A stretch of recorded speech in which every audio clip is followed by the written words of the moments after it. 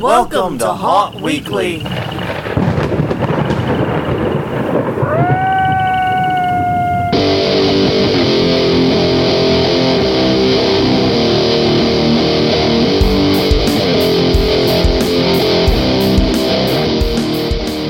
Hello, everyone. I'm Jonathan. I'm Crystal. And this is Haunt Weekly, a weekly podcast for the haunted attraction, haunted entertainment community. Whether you're an actor, owner, or just plain aficionado, we aim to be a podcast for you. And we may sound a little different this time. Right. We're on different equipment because we are talking to our good old friend, Japes Palles. Japes, take a moment and say hi to the nice people. Hello, nice people. How are you today? I think nice people covers like exactly 1/3 of our listenership. Sounds about right. The rest are just jerks. All you ever seen. But yes, indeed, we are going to be talking today about actor auditions, and because this has been a topic that's been pretty big on various groups, we'll get to that in a minute more detail. But you and I have never actually done an audition. No. Never really held one. Never really participated in one. No. Never been asked to audition. Just kind of managed to avoid it for 15 years now. Yeah. So we brought in someone who knows a thing or two about auditions, and Japes. Yeah, but I can say from my own experience, I also have not been on the actor side of auditions, but I can definitely talk about what it's like on the management perspective for sure. Yes. Gotcha. Well, that's what we'll be discussing today. And if you didn't realize this is Haunt Weekly. We're at hauntweekly.com or Haunt Weekly on Twitter, Haunt Weekly on Facebook. tinyurl.com/Haunt Weekly is our YouTube channel. We're also on iTunes, Google Play, Stitcher, wherever finer podcasts are distributed. They haven't kicked us out yet. I don't know why. But yes, okay. As you know, we have a guest this week. As is the rule with guests, don't do conference reminders. Basically, if you want conference reminders, go back, listen to last week's, remove the top one. I think it's no, it's just the same list. Yeah. Same list. That doesn't happen until the 10th and the 11th. And yeah. So this kicks us. Don't forget, though, that Midwest Haunters Conference is going to be in Chicago, June 7th. To June 9th. It sounds like you might have a special interest in this. Yeah. I Lost Souls might have a booth there, and Brewster may be running around like a lunatic for the entire weekend. Yeah. Has Brewster ever not run around like a lunatic? No, that's when I let him out of the cage. That's pretty much what he does. Yeah, I figured that was kind of his gimmick, you know? Yeah. It's kind of his thing. But yes, and they will be touring a lot of great haunts at that. Mm-hmm. Looks like they're going to have an awesome time. It looks like an awesome conference. I agree completely. If you're in the area, go see Brewster, see Japes, hang out, see some great haunts, some great classes, do awesome things. Mm-hmm. Lots of good stuff going on. It's going to it's going to be, I've had a behind the scenes kind of look at what's going on, and I can tell you, coming to Chicago is going to be a really great thing for MHC. MHC has always been my favorite show, but I think the amount of stuff that we have available here in Chicago is just really going to kick it up a notch. So, and I know like the show floor is almost sold out. So, I mean, there's going to be a lot of cool vendors and everything. So, no conference reminders except for MHC this week. Well, yeah, that is fair. We have to do the MHC conference reminder because of Japes. Yeah, that's right. That's perfectly fair, perfectly reasonable. So yes, as you know, this is Japes Palles, a man has worked all over the haunt industry, hither and yon, doing a wide variety of roles. And one of his lead roles, one of the main things he does, is actor coaching and actor management. And he's been on several podcasts before. You can listen to him talk about actor management, dealing with cancerous actors or cancerous staff. His wisdom has always been appreciated, and we appreciate having him today. Thank you for always having me. I appreciate it. Now, it's fun to talk haunt stuff with you guys.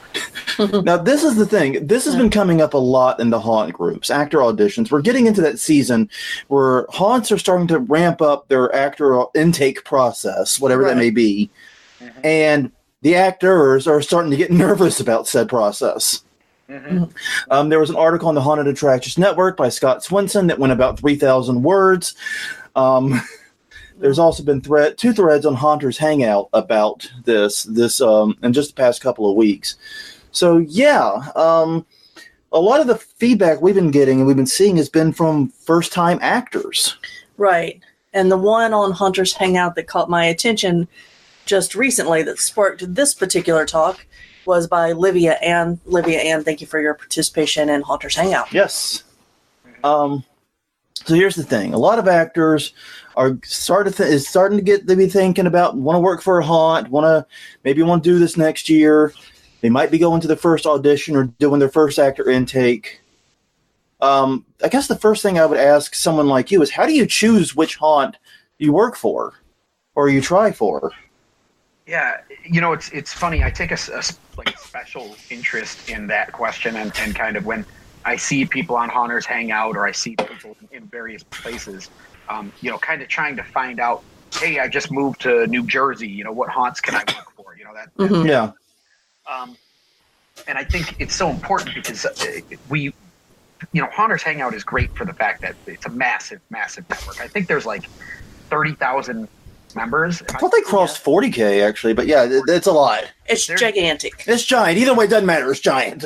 It's huge, and so that means there's people everywhere. And you know, I guess I kind of look at it like I look at any job, whether it's a haunted house or whether it's, you know, a regular job. You know, who you know is really important. Being connected is very important. The majority of people get jobs not because of their necessarily their talent, their skills, their resume. It's because of who they know. So depress the people right off the bat. Yeah, very good job, Japes. All right, good night, everybody. So I guess it's over. So if you don't know anybody at that haunt, you're probably completely screwed, and you should just give it up. That's what it sounds like. It's over. Go home. No. Oh no, that's not what we're saying. Okay. No. There's still plenty of options for sure. But as far as like kind of being able to guarantee yourself a position, a lot of times, and again, like I said, this is any job. This is no different than the regular world. If you have people connecting you there, then what you're going to get is at least people to look at your resume, at least to bring you in for an interview, at least an opportunity to introduce yourself to the people who would make that decision. So, so certainly reach out on groups like Haunters Hangout. You know, I want to give a little plug for freelance haunters. That's part yeah, I was going to mention that. You're allowed to do plugs, dude. It's like a thing. Well, it's funny because I'm hesitant because the goal of freelance haunters is not to have massive numbers. In fact, if I don't want it to have anywhere near what Haunters Hangout has, because I want the conversations to be very more directed, and I want people to be showcasing the skills they have. You will never see in freelance haunters post your clown pictures here. Right. No. Everybody just posts photos of Japes out of character. But I want freelance haunters to be an opportunity, kind of like almost a hiring page, you know, where haunt owners can go there and see like, all right, we're looking for people in the Chicagoland area, you know, and kind of use it as as a sounding board for that. But I also want actors and other haunt, you know, if you whatever role you're looking for in a haunt, to be able to connect with those people as well.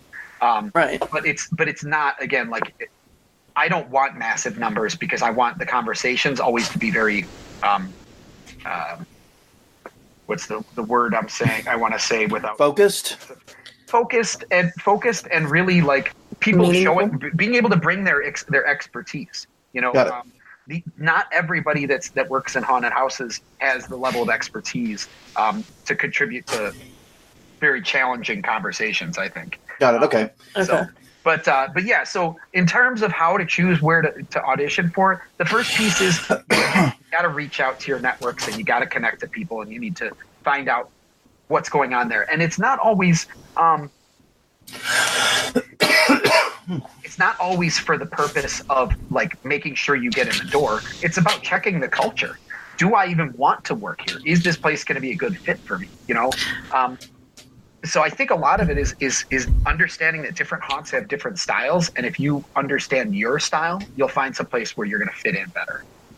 Yeah, and I think to this point, I would also say, you know, go and check out the haunt's website and their videos, their promo videos, and check the comments and see how they deal with customers, because a lot of times you can get a feel for the management side of it just by seeing, you know, if they got a bad review, what they do, how how they react to that.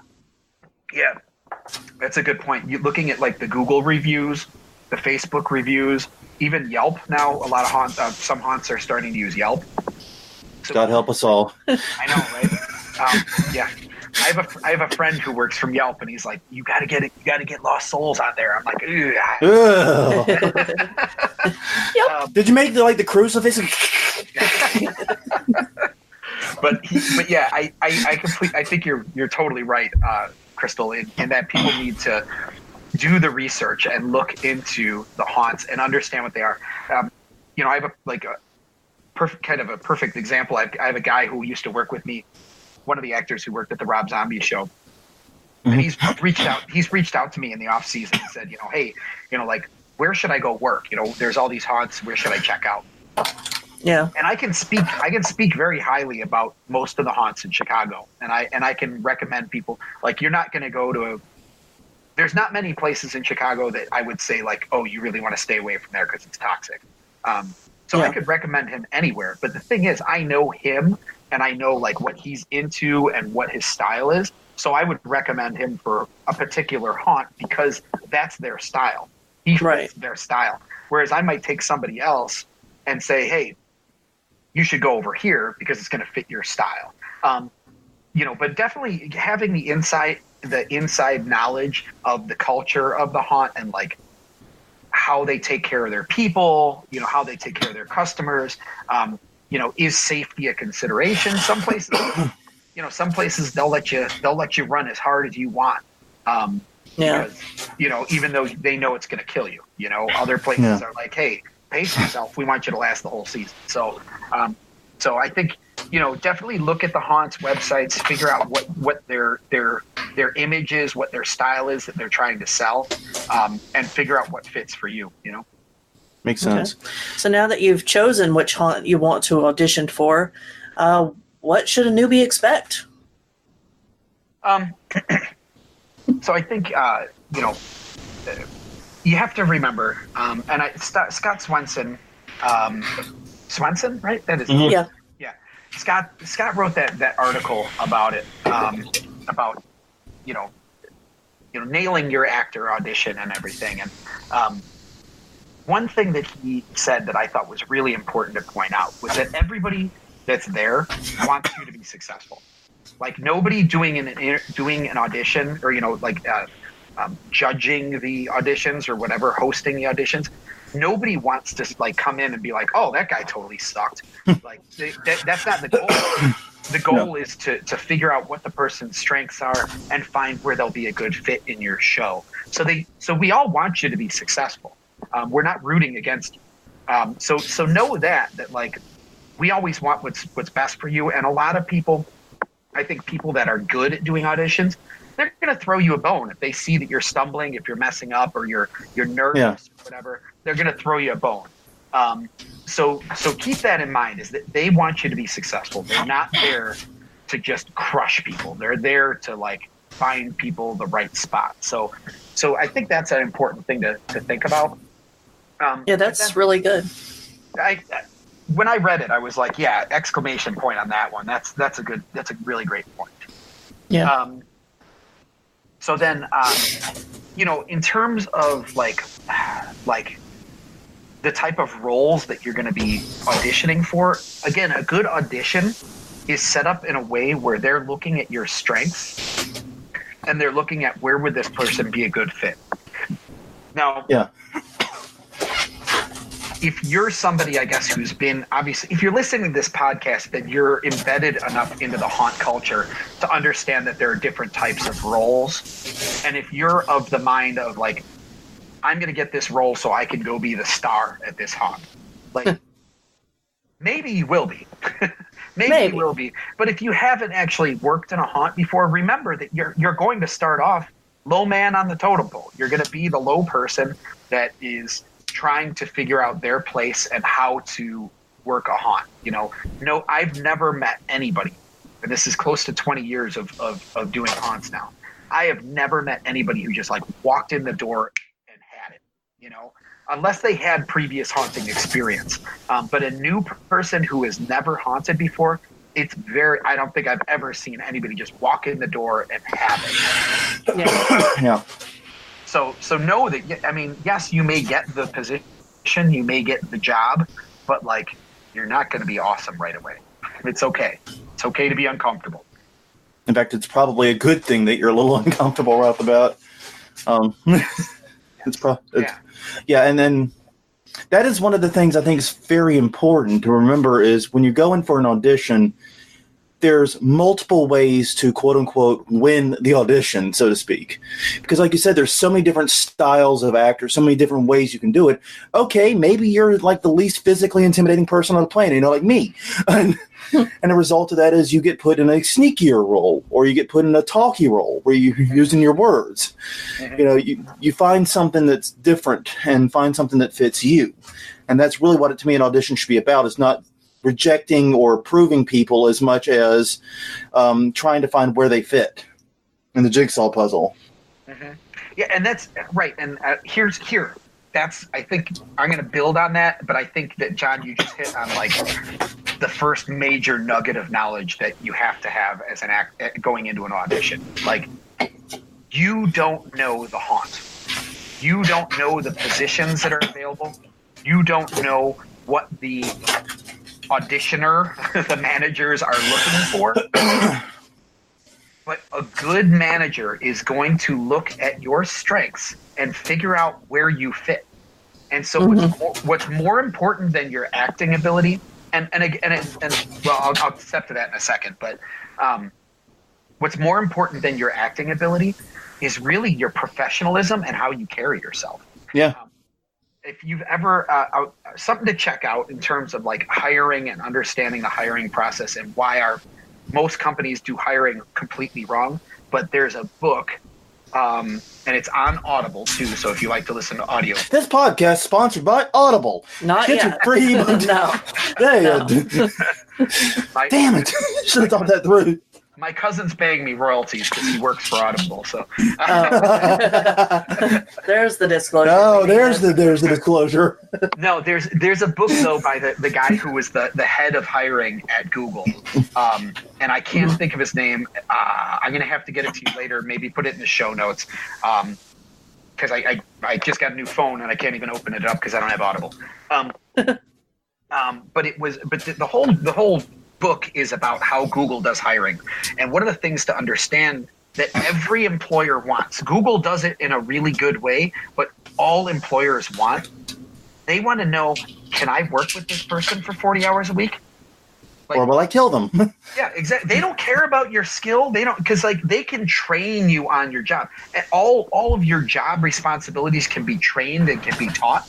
If you're a person who demonstrates that you're a person who is open to learning, that's open to growing, that's open to suggestions, if you are that type of person, then what we're really looking at is, am I going to want to kill this person? or can I put in 20 days, of hard ass work with this person? That's what we're looking for. Are you going to be a good fit to the team? Again, your acting ability, your actual skills that we need for the haunt, that's kind of secondary. That's kind of secondary. Yeah. And the counter to all this is if you don't get a call back from an audition, it's not necessarily a knock on your professionalism or your acting ability. It may just be you were not a good fit for that haunt. And they're probably saving you the experience of having to be shoulder to shoulder with people that you'd probably want to kill too. Mm-hmm. Mm-hmm. Yeah, that's man, you are knocking it out of the park. That's a great point. It's like, I guess again, I keep going back and forth between auditions and just job interviews. Yeah. Like, when you don't get a job, it's not because you're an asshole, or maybe it is if you're an asshole. It might have been my problem a few times. I'm just going to throw that one out. Again, the people who are doing the hiring know what they need, and if you're not the good fit for that, then they're not going to hire you. And not everybody is a good fit for everything. You have to understand that. Like, you're not perfect at everything. You have a skill set, you have certain strengths, and if it doesn't fit into what they need, then you're not going to fit. That being said, let's step back for a second and understand that the majority of haunts that I've ever worked for don't really turn many people down. Yeah. Yeah. You have to be the person that comes in and pulls out a switchblade, and uses that as your scare to be somebody that we're going to be like, I don't think you should be here. Yeah. The majority of people, when you're doing an audition, you're going to get the role in a haunted house. You're going to get a job in a haunted house. It's just really, like I said, a matter of the management team looking for where is this person going to fit best. Yeah, I agree. So this begs the next question, though. How does one prepare when going in to meet or even formally audition at a haunt? Yes. So that kind of goes to what we were talking about before, I think, in terms of go to the website, figure out what this place is all about. There's certain haunts that have a certain aesthetic, a certain way that they want things to look. They've got a certain feel to it. And you can see that from their promo videos, from their website. Do they have a backstory? Think about that. Like if you go on a website, a haunt website, and it's got this big, huge storyline. Like if you go to Hell's Gate, the storyline is massive. Huge. Yeah. It's a freaking novel. It's giant. And then the novel's available on Audible. Read by my cousin. Like if you go into Hell's Gate and you bring in this like robot character, they're gonna laugh. They're gonna be like, "No, you're obviously not a good fit because you didn't do your homework." And that's not what we do here. Everything we do is from the 1800s, early 1900s. So it's all like a very timepiece. You have to make sure you fit into that look. So like customizing your audition and keeping those pieces in mind of the type of characters that are gonna be here are all like this. That's going to help you to be more prepared. Because again, if you're doing a character that may be a really great character, right? It may be something really awesome that you're really, maybe you've developed it prior to coming in or whatever. It may be awesome, but if it doesn't fit with the way that they do things, then it's wasted. It's totally wasted. So I think, check out their website. Crystal, I think you had an amazing suggestion of checking out the reviews and understanding like, what is the customer's perception of this place? What are customers seeing about it? I have a certain insight because I work with the haunts, so I know what I'm what I see, but I don't necessarily know what the customers see, and that's why Google reviews and Facebook reviews and Yelp reviews are a great place to understand what's going on there. So, because this has been like on my brain. Uh-oh. So in Libby Ann's discussion, one of the things that the haunt she's applying for auditioning at said to come in makeup. Obviously, you can find the style and stuff, but should that be is that common for haunts to want you to come in makeup or full character? I can't say that I've ever heard of that. I know personally, I would never do that actually, because unless I was hiring somebody for a makeup position, right? Yeah, right. I don't care. Like, I don't care your ability to do makeup unless I'm hiring a makeup person. If you're an actor, I don't want you to put makeup on because you know what? When you come into my haunt, you're not going to get to put makeup on. We have makeup people that will do that. So, I think okay, so. All right, I'm going to go ahead and throw out the hidden secret I'm keeping. Okay. Uh-oh. Okay. I don't like auditions. I don't think it's a good idea for haunts to do auditions personally. And the reason I say that is because, and I think I said it on one of the shows that I did with you before. I've definitely said it on some shows, and I believe it very firmly. The great majority, and I'm talking like at least 90% of haunters are not actors. They're not actors. They're people who want to scare people. Yeah. They're not actors. They're not formally trained actors. Most of them have never auditioned for anything in their life. And now you put this extra level of stress of like, here's a person who would potentially be somebody who's good at scaring people, but isn't a good actor, and you put them into a position where they feel like they have to be an actor, it's not going to go well. 9 out of 10 times, it's just not going to go well because they don't know how to audition. So I say that to say maybe them putting makeup on is them kind of throwing them a bone, because one thing I've also found in doing trainings, where all of my trainings are done out of costume, out of makeup. So it's just people in street clothes acting crazy. You know, maybe that's also known as New Orleans on Friday night. Maybe that's just them throwing the actors a bone and saying, look, once you're working in the haunt, you're always going to have makeup on or a mask on. So we'll let you kind of get that piece that allows you to kind of disconnect. Right. So maybe that's honestly them throwing them a bone. That's the only thing I can come up with for that. But like, yeah. I mean, Yeah, I know I'm very different behind my mask than I am in person. It's almost it's inevitable. Right. Yeah, absolutely. And again, it took me a long time to like understand that piece, because I'm the type that like whether mask is on or well, first I don't generally like masks, but whether my makeup is on or off, I can jump in and out of character. I've done Brewster with no makeup many times. I've played a character while I'm in regular street clothes many times. So it took me a long time to recognize that most people don't do that. And so I have to kind of like look at it through a different lens and understand that other people do things where they, you know, again, letting them put the makeup on before the audition, that could be really helpful for them, you know? That's a good point. Okay. Yeah, it could be. That's actually not one of the points I'd come up with for it. That's really clever, actually. Yeah, I was. Well, now look who's dropping the bombs. Well, I was thinking that. Your perspective, I'd love to hear that.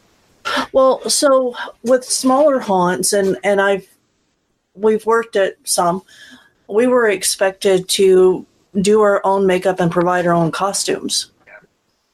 And so if you don't have that, then that might, you know, be an issue for you if you don't know. But I would also suspect that because smaller haunts like that don't have auditions. They're just grabbing whatever warm body they can get off the street. That's right. Probably very true too. But I like the perspective of if you're in character already, then maybe you'll give your best performance that you can give at that moment. Yeah, I think I shared the story before with you all about the guy who I was ready to fire, and then we put a mask on him, and he became a total rock star. Yeah. It's just, I think it's the same for me. It's kind of the same thinking is, okay, now they've got their makeup on. They feel less like themselves and more like somebody who should be in a haunted house. I feel like it's going to allow them to show off a little bit more and feel more anonymous, I guess. Yeah. No, but I think you also bring up a great point of like, you know, what size is your haunt? Like, what's the budget of your haunt? Like, of course, if you guys had people come to audition, you would want to see what they can do with makeup, because you don't have a makeup team, you know. So, so that kind of would make more sense. Yeah. Whereas again, like, you know, Mega Haunt number 50, like they don't need to see what people can do with makeup unless, again, that person is applying for that position, you know. Yeah. Right. Well, this brings us, I think, kind of in an interesting and neat segue into the flip side of the coin, the management side, and what can haunt owners do to make auditions suck, or the intake process in general suck less, because we're always looking to make new haunters. We're trying to spread the disease as far as we can. Yeah. How do we make baby bats? You know, so again, like I mentioned, I don't like auditions. I don't really believe in doing auditions. And the reason that I don't is because I build the auditions into my actor training. Actor training is required, right? Like you know, I usually, what I've done for the past, I don't know, about 6 years that I was doing management, and I'm kind of out of management, so I know it's a little bit out, but when I was doing management, we would do a full month of actor training, meaning every Saturday there was actor training. And we would cover different things, obviously, each week. And it was kind of expected that you would attend at least 2. Ideally, we wanted everybody at all 4, but really, that was unspoken, of course. But really, we were looking for, we want to see that they can make it to 2. Yeah. And the reason I recommend that approach more than auditions, there's a lot of reasons. Number 1, haunt actors are not actors. Number 2, what we're really looking for, again, is not always just acting ability. It's, are they a good fit? And by doing actor training every weekend for 4 weeks, what you start to do is you start to see everybody start to join into groups. Like there are intentional breaks, like, okay, we're going to go take a break, everybody. Well, what happens during that break? Do the actors go and sit by themselves, or do they go grab a group of people? Do they come, maybe they came with a group of people. Do they just stick with that group of people, or does that group of people now start connecting with other people that are there? I also try to showcase during my training, I'll showcase, hey, this is blah, blah, blah. She's been working for us for blah, blah, blah amount of years. When I start to see newbies going up to that person on break, I know those are the people that are go-getters. Those are the people that are there to connect, and they want to learn from the best. And what I always see is that they're going and they're asking questions of that person. And to me, that shows like they have a desire to learn, a desire to grow. They recognize that there are certain people there that have a greater amount of experience than them, and they can learn from that experience. So by doing a series of trainings and then building into the exercises that you're doing, like I have people doing stuff that's way out of their comfort zone.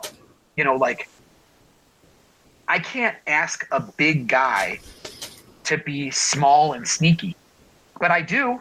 I do. That's what I do in my training. And, and I kind of tell everybody, look, I understand that some of these things aren't going to feel good to you, but you might learn something from it. You might find certain parts that you can pull out of it. One of my favorites was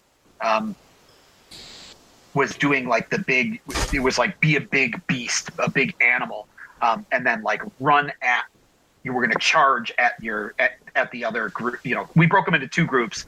You're a beast. You're going to run at them like a monster. Because I used to know this guy who could gallop like a werewolf. It was amazing. Well, there was this dude, Coop. Coop's like, I don't know, 283 somewhere. He's a big dude. You're not going to see this guy crawling on all 4s and running across the room. So he made it his own. He turned into like a gorilla and was like running with his arms in the air. And like he took a role that would not have physically been comfortable for him and did it in a way that was comfortable for him. And that showed me right there. And I still remember this story. And Coop is one of my favorite people I've worked with for years. He's adaptable. He just changes. He does what he needs to do to make it his own. So I'm saying this, as haunt owners, don't expect people to do monologues. Don't expect people to even know how to audition. Just put them into a bunch of different situations where they can fail 70% of the time, but still get 30% of quality, 30% of things that they can actually use. And then, like I said, that's where you measure your intangibles. That's where you measure, can they work, can they follow directions? Do they show up on time? Do they show up every week? Do they get along with other people? Is there already drama by the 2nd or 3rd weekend between them and some other people? That's going to tell you a hell of a lot more than an hour-long audition. Fair enough. Okay, so when is a good time in the year to be holding these auditions? When would you hold your actor training, for example? Yeah, so I know Scott was talking about having, all of his haunts that he was working for. Excuse me, he had them all staffed by July. And on one hand, I'm like, that's insane. Like, if I was hiring, you don't hire somebody for a job that they're going to start in 3 months, July, August, September, October. So maybe 2.5, 3 months, right? You have people just waiting around. But then my other thought is, what are you doing? Like, what activities or social gatherings is the haunt offering to keep people engaged? Right. And I think that, so like what Scott talked about was like, if you get them early in July, then they're going to go on social media and they're going to be like, oh, hey, everybody, I'm working for this haunted house. You got to check it out. And the buzz starts spreading really, really early, which I believe is true and I believe is accurate, but it's a one-time buzz or maybe 2 posts. But if you have an actor you hire people in July, and then at the end of July, you have an actor gathering where we're going to get together and we're going to play improv games at the haunt. Now you've got them re-engaged, staying connected with the group. And then middle of August, we're going to have a barbecue. All right, everybody come out. We'll have a barbecue. The haunt will provide hot dogs and stuff. And if you could bring a side, whatever, Now, again, you've got that social connection. You've got them posting about, oh, I did this event with blah, blah, blah haunted house. And I did this event with blah, blah, blah haunted house. And you're creating a culture. You're creating a community before people have even started working in the haunt. Then that works. But if you're just going to hire people in July and expect them to like show up in October, I don't see the point in that. So I would say if you're not going to do the extra activities, then like maybe early August, mid-August, so then you can start training and do actor trainings every weekend in September. To me, that's almost a non-negotiable. Like you just have to do that if you can, if you have the means to do so. Yeah. Yeah. Okay, that makes a lot of sense, actually. Yeah, and you can also be checking in anytime that you hold those events. Yeah. So that your page is... Right, you're going to take pictures, you'll take pictures of everybody, they'll be taking pictures, and like that's, at one haunt that we worked at, we had a motto that we talked about every night, that was share, like, comment, and share. Mm-hmm. We coached our actors, or our crew, I should say, not just our actors, our entire crew on like, we need you to be talking about our haunt on social media. We have to have it. We need it. We absolutely have to do that. Yeah. And so we conditioned our people to just like, anytime you see a post from our page, you share it, you like it, you comment on it, and you share it again. And so I think that if you start that even at those little parties, then you get the same thing where like, oh, I'm at the Scary Haunted House brand name here, insert brand name here, barbecue party today, or, because even that stuff, like, think about it. Most haunts don't pay well. Let's get that out there, right? Most haunts don't pay very well. We don't have the means to do so. You guys, I know, are volunteer. A lot of haunts are volunteer or close to volunteer. So if you're selling the fact of, oh yeah, we run this haunted house, but check it out. We also do barbecues. We're doing a field trip where we're going to go out and visit this haunted house that's open on this particular night, or we're going to go out and do laser tag at this other haunted house, or we're going to go do axe throwing at this other haunted house, and like show that there's all these like social things that we're doing. Mm-hmm. Then you're not just selling the fact that they're going to come in and do a job. You're selling the fact that, hey, come be a part of our group. Yeah. One of us, right? Yeah. And then that really plays into the next topic, which we had lined up, which was how do you make newbies feel welcome, like a part of the family? Right. How do you get them in? Because every time we've worked at a haunt, it's always been we're the newbies usually, and except for our haunt, we're the newbies. Everyone else has known each other for a bajillion years. Mm-hmm. We got all these war swords. How do you bring them in and make them feel like part of the family? I think that if you have a positive culture in your haunt already, it happens almost naturally. Like, if you have a haunt that's really, really cliquey, it's gonna be hard. It's gonna be difficult for a new person to kind of join in. And then there's even that additional pressure if they start to realize, oh, there's this group and there's this group and there's this group. Which group do I join? That can be worse. But I think if you kind of create a culture where like, I'm big on mentorship and teaching and coaching. I believe very strongly in that in all elements of our lives. So if you build a culture that is a mentoring, coaching, supportive environment, then the people that stay on with you, this is kind of like evolution or natural selection. The people that stay part of your crew are people who also believe in that. And so they're the people that they're going to be, oh yeah, this newbie's coming and talking to me. I'm not going to pshaw and stick my nose up in the air because I'm above that. They're going to be like, oh yeah, that's so great to hear. Like I want to hear more, and they'll have those conversations. Is there a way to, when you're doing actor training and things like that, to break up those cliques and try to get everybody to be more of a whole? I mean, I try to use, I guess part of what I try to do, so like I'm big on smoke breaks. I don't smoke myself. But when I was haunting, I would smoke a lot more often. I quit a long time ago, but when I was at the haunt, I would always kind of like pick it back up. I don't anymore. But haunting, bad for your health, kids. Yeah, it was, yeah. The amount of stress that I would put myself through every month, and then like, okay, I just need to go outside and smoke a cigarette. But now I don't. Even like when I'm at a haunt, I never smoke. I don't. But I will still go outside for smoke breaks. And what I personally try to do is, people will naturally want to talk to me because they know I'm in charge. I'm the boss. So they'll come over and they'll share whatever haunting stories or this character that they thought of, or to me, the people that I really enjoy even more are the people that come and they start asking questions. Because again, those are the people that are naturally inquisitive and they understand like, okay, this guy's got the experience. I should learn from him.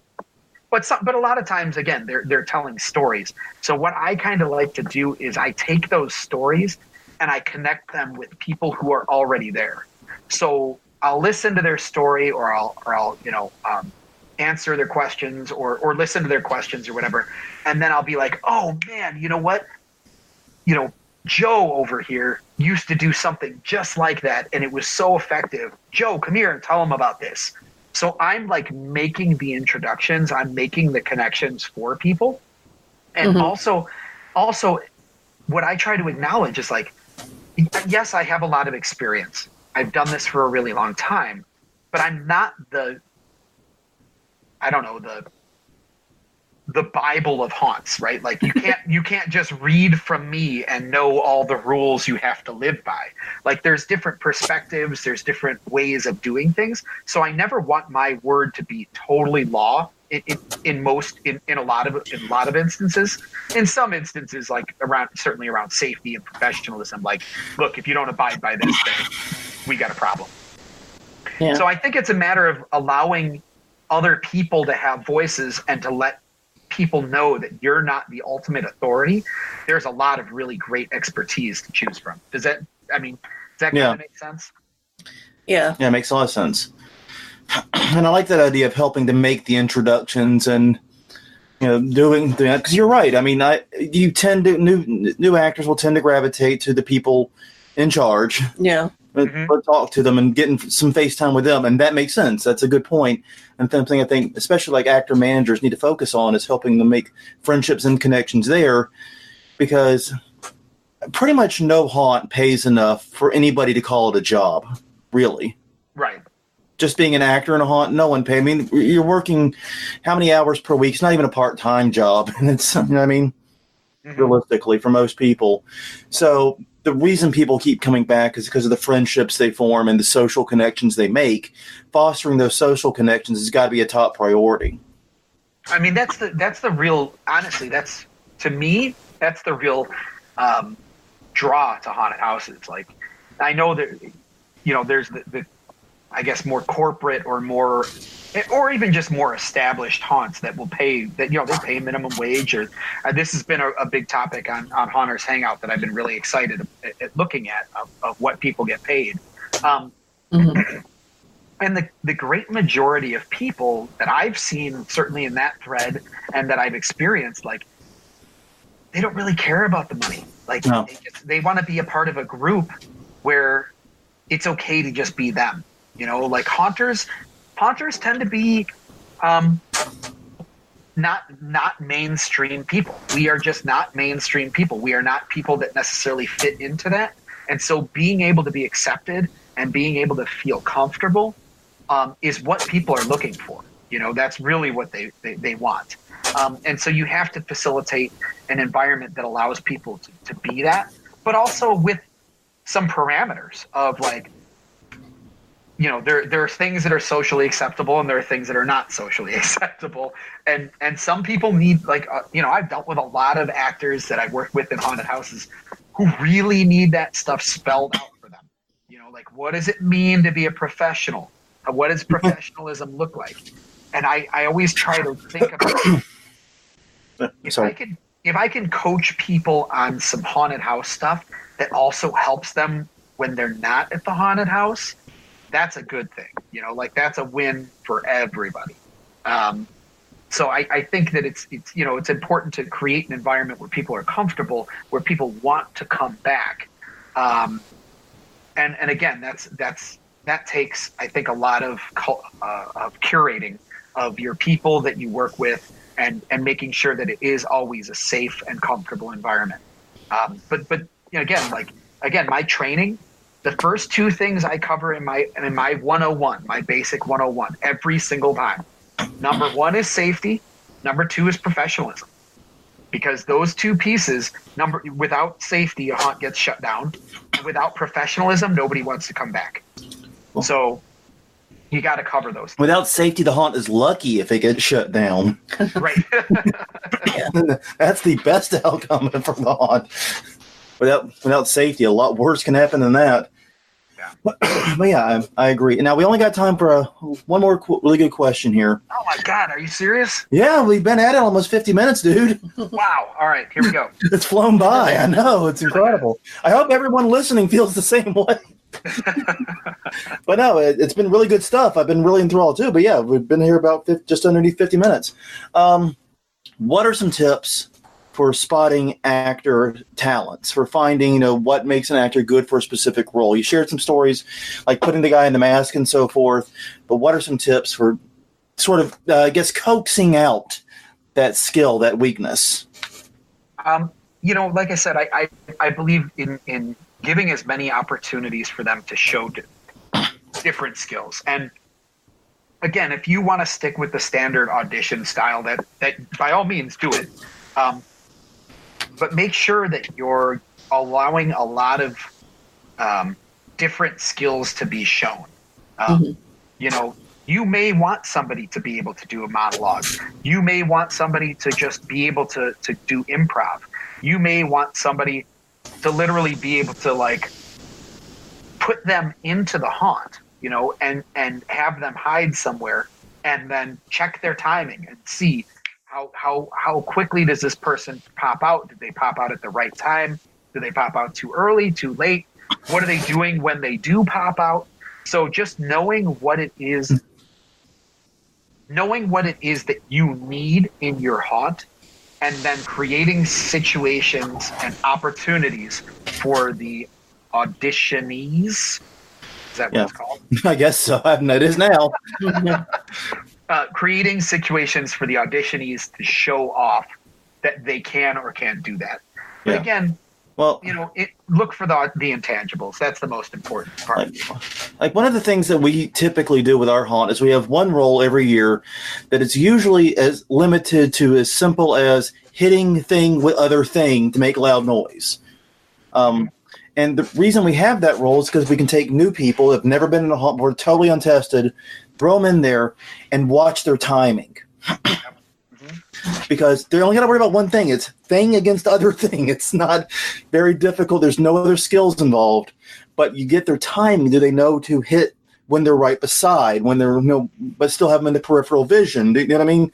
You see this, and you can actually watch that and watch how the crowd, the groups going through react to this. Are they getting good pops?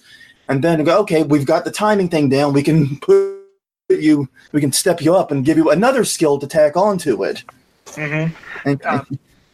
And building off of that, one thing that I saw that I've recognized, Joe Jensen is a superstar here in Chicago. He's the guy behind Hades, and he's like kind of the father of haunt acting in Chicago, and certainly in my opinion. And Joe, what I've noticed about Joe's training is that he gives very specific directions, and it could be something as simple as start, stop, go now, do this. And what he's actually doing when he does that is he's conditioning people to understand how to follow his directions.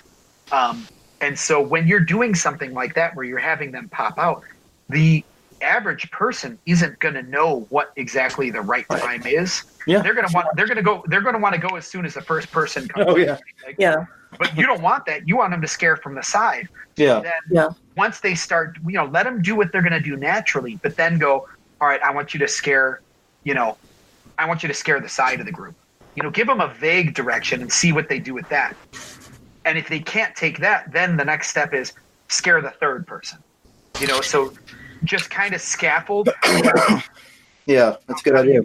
How you give the coaching so that you understand this person is like going to need very specific coaching, whereas this person, you can give them a general idea of what the hell they need to do. Yeah, and they'll go figure it out. Some people you just say, go do something scary in that room. You'll figure it out. And they're great and they're fine. And some people, you need to scare exactly as the third person takes the fifth step in this room. Yep. Well, and that's actually what I do with those new people is that, okay, you're going to know how big the group size is coming through, because we always let our actors know. Because it's going to be between 1 and 4. If it's 3, hit whenever you see the second person just about to pass your spot, because then you're hitting the back of the line. It's things like that. Yeah, getting the right level of specificity. Yeah. That's I once had an actor. I literally put tape on the floor. Yeah. Put tape on the floor. I said, "You're going to start at this X." And you're going to end at this X. I need you to move from here to here, and then from here to here. So 1, 2, 3, these are your spots. Go. And no problem. No problem once it was laid out that clearly. But when I was saying, I need you to move through the group, that didn't make any sense. Yeah. So some people need a high degree of specificity. Yeah, they do. What Jonathan said. Yeah, specificity. Yeah. Some people need really, really clear directions. Other people, like you said, you just say, go in here and scare people. And they're, oh, yeah, no problem. I got it. No problem, boss, on it. Okay, one last question. What are some tips for letting down actors that aren't a good fit? Now, we talked about, what it means and why you shouldn't take it hard. Right. But still, if you're the one doing the rejecting, it hurts, it sucks. No one likes to tell anyone they're not a good fit. What do you recommend? Got any suggestions? This is kind of my own experience with job interviews and stuff. I honestly think it's important that you follow up with people and kind of explain what it was specifically that they did that prevented them from getting the job. Give them an opportunity to learn from it so that next time they don't make that same mistake, Yeah. And let them know it's not you, it's me, it's us type of thing. It could be that it's not you. You're really good at the things that you did, but what we need are people that can do this, this, and this. So it's not that you're bad. It's just that you're not necessarily a good fit. And here's the thing. You may even be able to say you're not the right for our haunt. You may want to talk to so-and-so. They need that skill set more than we do. Exactly. Yes. And I always encourage that positive connection between all the haunts. So if you've got a brother / sister haunt that they're not going to work here because we don't need that. But man, if you go over to this haunt, it's going to be helpful. I think that's a really great thing to help the entire community. Yeah. And because we can't, I can say this, in our market, we cannot afford to lose people that would. I agree. interested in Yeah. hunting. Yeah. You know, Scott in his article talked about like there being an abundance of haunt actors. I don't know where it is that Scott. Yeah, where the hell are you getting that from, dude? But like that has not been my experience in anybody that I've talked to in this region and other regions. So I don't know where he's coming up with that, but like, You know, I'll say this. We can't afford to scare people off. Right. I know that Baton Rouge and the 13th Gate and so forth auditions way more than they take on. Yeah. That's the only place I can think of that happens. Mm-hmm. And I don't know if it still does. That was years ago I last heard about that. Yeah. Right. And I think it's funny because I think, yeah, there are probably some haunts that like, this is a legit thing. Like you need to really have your auditioning process solid. You need to, you know, you have to know that you're going to be rejecting people. But the vast majority of us, like, I'll find something for you to do. yeah, we said we were doing auditions, but we didn't tell anybody no. I didn't have to tell a single person no, unless again, they did something so stupid and so insane that I was like, dude, you're not a good fit. You got to go. Yeah. But, you know, generally speaking, most haunts don't have that luxury. We're going to take you. And so what we really need to be doing is using those auditions as evaluation processes so that we can look at what can this person do? What can this person not do? How do I staff this person? How do I help build this person in the areas that they need to build? Okay. Sounds good. I think that's a good point to end on. I think that's it. Yeah. I think you just hit it. Dude, you're dropping the knowledge bombs today, as you usually do, as you always do. It usually my ass. Always. Your consistency is remarkable. But no, Japes, thank you so much for spending the past hour with us. It has been a wonderful week. Greatly appreciate your knowledge and advice. And like I said, this was an area we had pretty much no experience with, and you helped us out a great deal. So thanks a lot, and hope everyone else found this as useful as we did. Yeah, thank you again for having me on. It's always fun to talk haunt stuff. Yeah. Now, what's this conference you're involved with again? It's called the Midwest Haunters Convention. It'll be taking Stroking the goatee. June 6th to June 9th. I will be helping out with a lot of different stuff. We're very excited that the Hell's Gate tour on Friday the 7th. I'm providing actors for each bus, so there will be actor hosts on every bus. So if you haven't bought your ticket for the Hell's Gate tour, make sure to get that. Yeah, it's going to be a fun time. Hell's Gate is an amazing haunt, too. I mean, And if you're an actor or owner and want to take part in these interesting conversations, what was that group again? Freelance Haunters. Yeah, Freelance Haunters. If you're interested in checking out what we got going on there, again, it's we try to keep the conversations very focused on deep conversations as opposed to, like I said, post your clown pictures here. Yeah, that makes a lot of sense. Well, Japes, thank you again for spending the hour with us. It was immensely useful. I think I learned a lot. I feel much more wise on this topic now. This has been Haunt Weekly, episode 179, all about haunt auditions and haunt intake. We've been here with Japes Palles. Now, next week is episode 180. That means it's time to do the news. The news. The mothership. Wrong podcast. Wrong podcast. But yes, so on that note, once again, I'm Jonathan. I'm Crystal. And we will see you guys next time.